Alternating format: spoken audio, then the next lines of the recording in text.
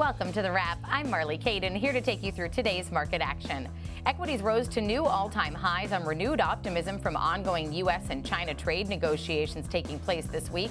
All 7 of the Mag 7 stocks finished in positive territory. Apple and Alphabet reaching new all-time highs ahead of their earnings later this week as well. The S&P closed above 6,800 for the first time ever, rising 1.2% on Monday. The Dow up 0.7%, with the Nasdaq closing 1.8% higher, and the Russell 2000 up 0.3%.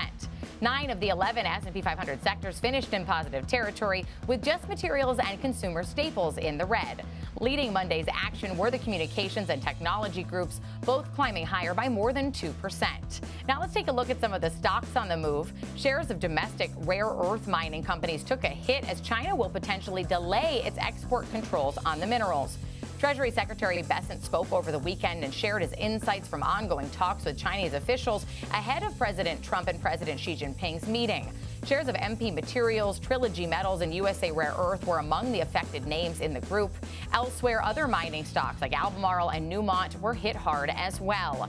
And Qualcomm shares jumped to their highest point since July of last year, following the company's debut of its next-gen AI accelerator chips to rival NVIDIA.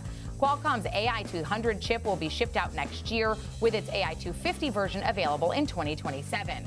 Additionally, Qualcomm and Saudi Arabia-based Humane expanded its existing AI relationship using the AI 200 and AI 250 chips to grow Humane's data center capacity. Shares of Qualcomm are up more than 22% so far in 2025. And Reuters reporting the Department of Energy has tapped AMD to power new supercomputer projects.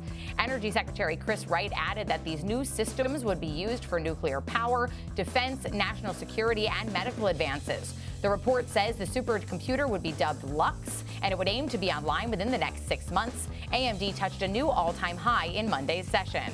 And late in Monday's session, news broke that Amazon is reportedly targeting as many as 30,000 job cuts. Reuters also credited with this report, adding that the job cuts will begin on Tuesday. That figure would be about 10% of the company's corporate employee headcount. Schwab Network will continue to monitor this story ahead of Amazon's earnings report later this week. Tomorrow, a very busy earnings slate. SoFi, PayPal, UPS, United Health, and Wayfair highlight the pre-market reports. After the close, we'll hear from Visa, Seagate, and Enphase Energy. Meanwhile, the October FOMC meeting will also begin.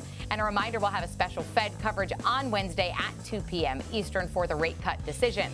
That'll do it for The Wrap. I'm Marley Caden. Remember to tune in 24/7 to schwabnetwork.com and subscribe to our YouTube channel.